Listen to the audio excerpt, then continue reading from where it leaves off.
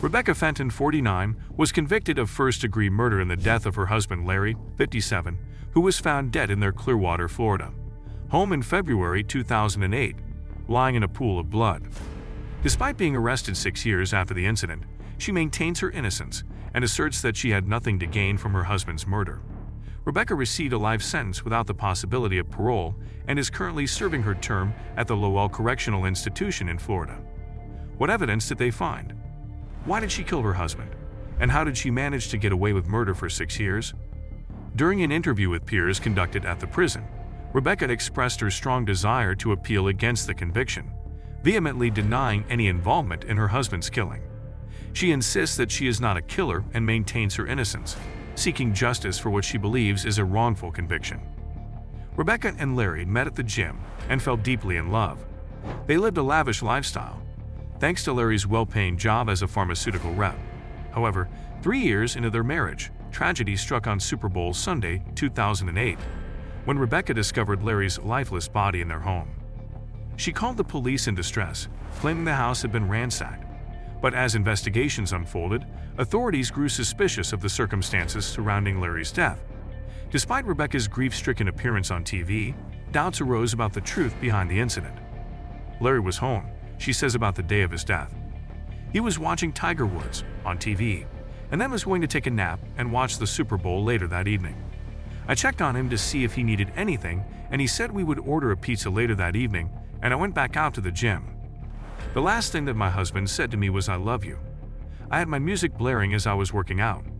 I walked into my house at approximately 4:30 to 5 o'clock in the afternoon and I found my husband. As per the local Tampa Tribune, during her workout, Rebecca mentioned to investigators that she heard a loud noise that resembled someone falling off the roof. However, she didn't take immediate action to investigate and simply continued exercising. In contrast, 2 neighbors residing across the road stated that they believed the noise was actually gunfire. Authorities immediately began to raise doubts about Rebecca's account of the events from the moment she voluntarily visited the police station for questioning. Detectives found inconsistencies in her grief-stricken behavior, such as why she ran out of the house after discovering Larry, and why she went upstairs if she believed there was an intruder. Upon investigating the couple's financial situation, they discovered that a solid prenuptial agreement would have safeguarded Larry's assets in the event of a divorce. However, if Larry were to die, Rebecca would inherit $1 million. With that, the murder weapon, which belonged to both Larry and Rebecca, was found wrapped in a plastic bag under the passenger seat of Rebecca's car in the driveway.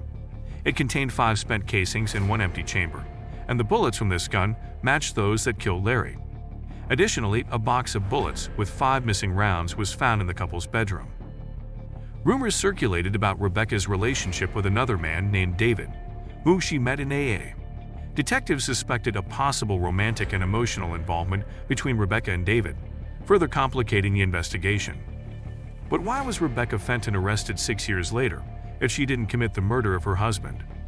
Police had started gathering evidence against Rebecca, but it was still insufficient for the state to pursue prosecution. A major breakthrough occurred when cold case detective Mike Hasty took over the investigation and identified inconsistencies in Rebecca's account. Upon examining crime scene photos, Hasty noticed that the blood around Larry's body appeared undisturbed, which contradicted Rebecca's claim that she had checked his pulse, potentially disrupting the pool of blood. Detective Hasty had suspicions that the supposed ransacking of Rebecca and Larry's home was staged, as there were no missing belongings despite signs of disturbance. The most significant breakthrough in the case came when a witness, Alfred Nolan, Rebecca's former boyfriend, revealed that she had once threatened him with a knife, saying she'd kill him like I killed Larry. Detective Hasty corroborated Nolan's statement with Nolan's nephew and his nephew's girlfriend, who also confirmed that Nolan had shared the story with them. Furthermore, the introduction of new technology for analyzing 911 calls allowed Detective Hasty to reevaluate Rebecca's emergency call, leading him to believe that her language indicated guilt. During the trial, the jury took just 2 hours to deliver a guilty verdict against Rebecca, and she was sentenced to life in prison with no parole. Well, that's it for today. Thank you for watching today's video. If you enjoyed it, remember to subscribe and give it a thumbs up. See you in the next one.